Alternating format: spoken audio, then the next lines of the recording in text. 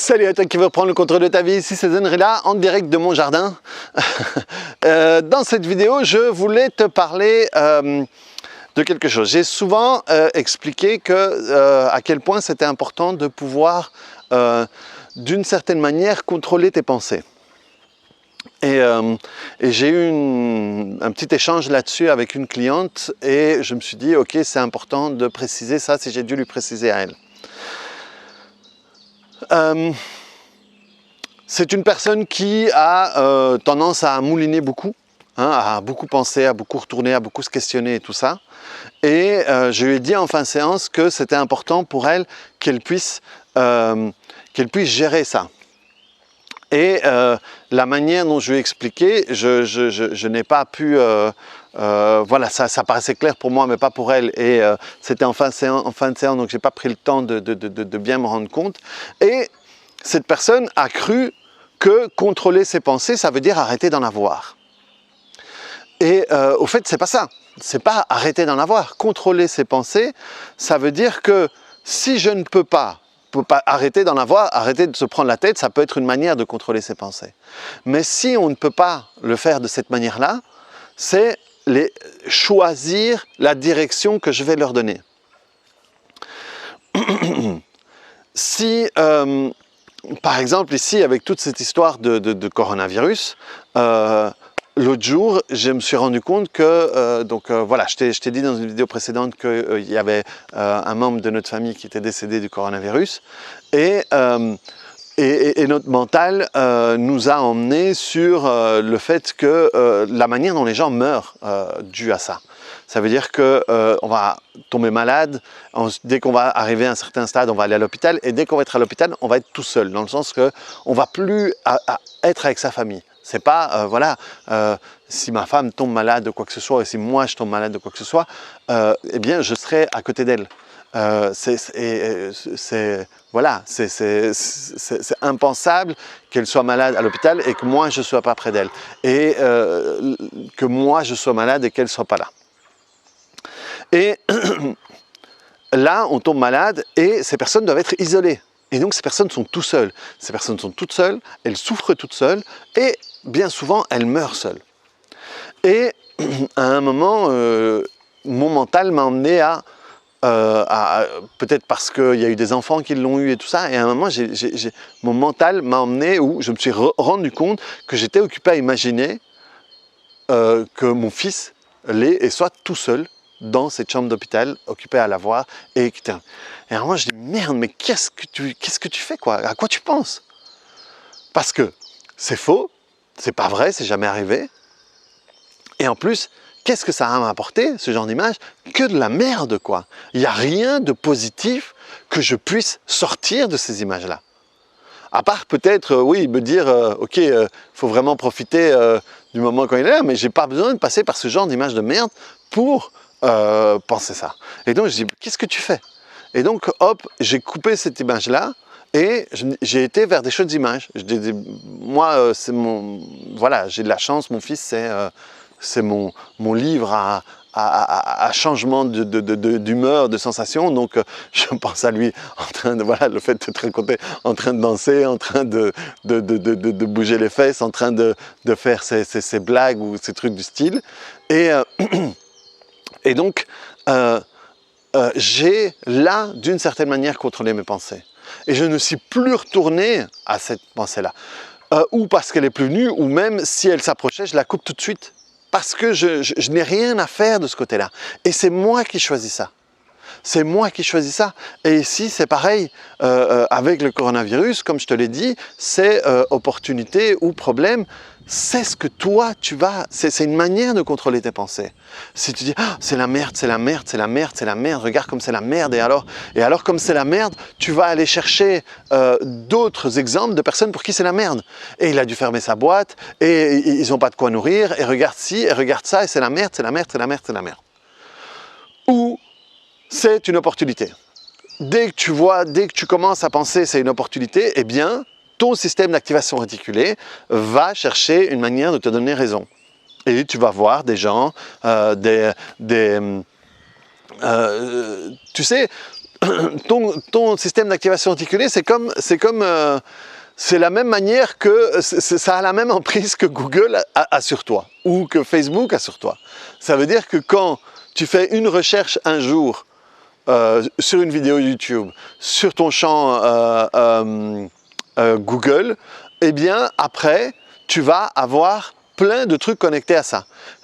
Va sur, je sais pas moi, alors en Belgique c'est Deuxième Main, en France c'est Le Bon Coin je crois.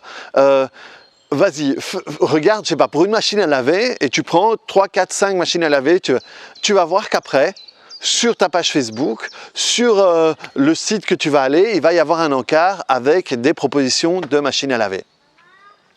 Parce que c'est l'algorithme. C'est l'algorithme qui vérifie tout ce que tu fais et alors qui va t'apporter, qui va t'alimenter de tes recherches. Ton système d'activation, c'est la même chose. Ça veut dire que si tu dis « Waouh, putain, le monde est en train de changer, les consciences s'éveillent, on va aller vers un monde meilleur », eh bien tout d'un coup, je sais pas moi, tu vas peut-être scroller ton Facebook et ton regard va être attiré vers quoi? Vers un type qui parle de ça, vers une personne qui ci ou ça, vers ces DJ ou ces chanteurs qui font des concerts tous les soirs. Enfin, j'ai vu moi, l'autre jour, je suis tombé sur Bob Sinclair, comment il s'appelle, enfin, soit un DJ de rap. Il y a des gens au Pérou, ils font des concerts et ils les mettent en live. Eh bien, tu peux regarder ça et tu trouves ça chouette. Ou alors, tu vas te dire, ok, c'est la merde, c'est le truc, et tu vas constamment te alimenter de nouveau de merde, et donc ton système d'activation réticulée, dès qu'il va y avoir quelque chose dans ton champ visuel, dans ton champ auditif, dans n'importe quoi qui va se connecter à ça, eh bien tu vas aller vers ça. D'où l'intérêt de contrôler tes pensées à la base. Pourquoi? Parce que ta pensée, c'est ce que tu vas mettre dans le champ de Google avant d'appuyer sur Enter. Et donc moi, à ce moment-là, j'ai été dans cette pensée, ça veut dire que j'ai mis ça et j'ai cliqué sur Enter, sauf qu'à un moment, quand je me suis rendu compte que j'étais sur un truc qui ne me convenait pas, j'ai tout de suite arrêté, et non seulement j'ai arrêté, mais c'est comme si, pour poursuivre un peu la métaphore avec l'informatique, c'est comme si j'avais été dans mon historique et j'avais été effacer les pages que j'avais été visiter. Et dès qu'à un moment j'avais un pop-up qui revenait vers ça, hop, non, delete. Et donc ça veut dire que, honnêtement, je ne peux pas dire si peu de temps après je suis retourné vers cette image-là, mais je sais que maintenant, j'y retourne plus du tout, et même le fait de t'en parler, je n'ai pas d'image qui revienne ou quoi que ce soit. Parce que j'ai décidé de couper les connexions neuronales que je pouvais faire avec ça. Et donc ça, c'est une manière de contrôler tes pensées. Ça veut dire que si tu un truc qui te fait du mal et que tu as tendance à y retourner, tu peux le travailler si jamais il y a ici c'était juste un truc comme ça, c'est pas je ne sais pas moi, mon conjoint qui m'a trompé et régulièrement je reviens sur des images de lui en train de me tromper. Là il y a quand même un truc à travailler derrière. Ici c'était juste un truc ponctuel. Et donc j'ai utilisé quelque chose qui ressemble plus à la règle des 5 secondes, et je crois que je vais te refaire une vidéo bientôt sur la règle des 5 secondes pour te réexpliquer ce que c'est et comment l'utiliser. Et donc j'ai vraiment dit stop. Au lieu de dire 5, 4, 3, 2, 1, j'ai dit stop. Non, ça non. Et j'ai pris une autre image. J'ai pris une autre image qui m'a emmené, parce que c'est des associations d'idées, hein. Tu vas dans un truc, puis dans l'autre, puis dans le machin. Si j'étais resté dans ce truc-là, sur cette image-là avec mon fils à l'hôpital, les associations d'idées, ça aurait été quoi? Ça aurait été moi triste, ça aurait été ma mère triste, ça aurait été ma femme triste, ça aurait été ma belle-mère triste, ça aurait été ne pas pouvoir l'enterrer. C'est ça les associations d'idées que j'aurais fait derrière et que je n'ai absolument pas envie de faire. Par contre, le rire, le machin, ah oui, quand il fait ses bêtises, et quand on le filme, et quand on l'envoie sur WhatsApp pour que ma belle famille puisse le voir, ou ma mère puisse le voir, ou ma soeur puisse le voir, ou il y a un groupe WhatsApp avec les élèves de sa classe. Et donc, voilà, c'est des associations d'idées. Je pense à lui qui fait une bêtise, une autre bêtise, des trucs qu'on fait ensemble. Hier, on faisait un barbecue ensemble, il dansait, et il me dit, viens, viens, viens. Il mettait ses fesses, il appelait sa mère, il mettait ses fesses qu'on la vite, et il me faisait le faire avec lui. Voilà, un truc gay va m'emmener vers ce genre d'association d'idées-là. Donc, c'est une manière de contrôler mes pensées. Contrôler mes pensées ne veut pas dire les faire taire. Ça peut aussi dire, si j'ai un flux, je suis quelqu'un qui a un flux d'idées, de pensées, c'est mon modèle de travail. Moi, je suis comme ça. J'ai plein d'idées tout le temps. J'ai plein de pensées tout le temps. J'ai plein d'images tout le temps. Je suis tout le temps dedans. Et donc, ne pas en avoir, honnêtement, quand on m'a dit dans ma vie, je ne sais pas moi, dans mes cours de shiatsu, quand on faisait la méditation ou quoi, quand quelqu'un me dit ne pense à rien, pour moi